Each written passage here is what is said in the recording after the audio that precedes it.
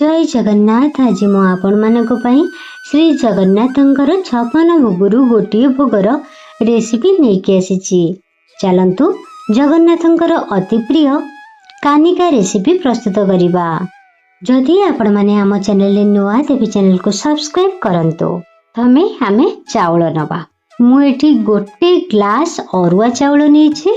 ने रखिबे चावल जेते छोट हबो सेते भलो कानिका हबो। इटा आमे जगन्नाथंकर कानिका बनाउछन्दी सेति आमे अरुआ चावल निहाती नबा। कानिकार मसला पाई जायफल एहा सहित 8 रु 10 गोलमरीच 2 खंड डालचीन 6 रु 7टा लवंग 5 रु 6 अळेच नबा। एहा सहित गोटे चक्रफूल नबा। आमे एठी जायफल को संपूर्ण यूज करिबानी 2 रु 3 खंड नबा। एबे सब को दरदर छेचा करिदबा।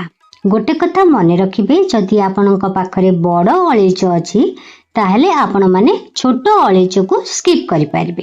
एही भली भाबरे आमे दरदर छेचा करिबा, पूरा प्लेन जमा भी करिबानी। एबे गोटे हांडी नबा। जदि आपण मानक पाखरे माटी हांडी अछि ताहले आपण माने माटी हांडी रे प्रसाद प्रस्तुत करि परिबे।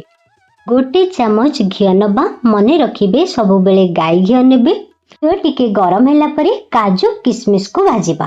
काजू किशमिश रो क्वांटिटी आपण माने कम बेसी करि परिबे।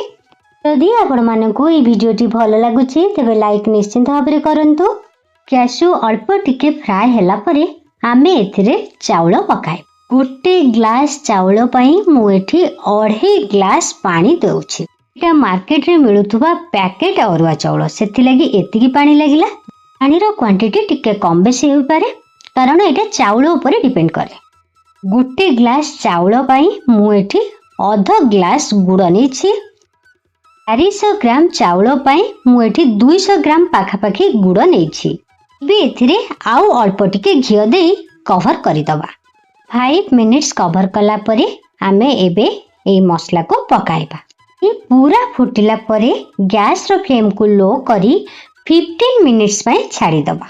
तमरु आमे 5 मिनिट्स बसैथिले, तापरे 15 मिनिट्स। समुदाय एहा हबा पई हमकु 20 मिनिट्स लागिला। ते आपण मानकर अरुआ चावल जल्दी हेउथबो ताहले आपण माने 10 टू 15 मिनिट्स से बंद कर देबे। कानिकाटी प्रस्तुत सरिला परे आपण माने ओपरे देसी घियो गोटे चमच पकाइबे। प्रभु जगन्नाथंकर 56 भोगरु मु आज गोटे भोग कानिका प्रस्तुत कली। यदि प्रस्तुति रे कोनोसी भूल रही जाइथिबो ताहले मते क्षमा करिवे। धन्यवाद।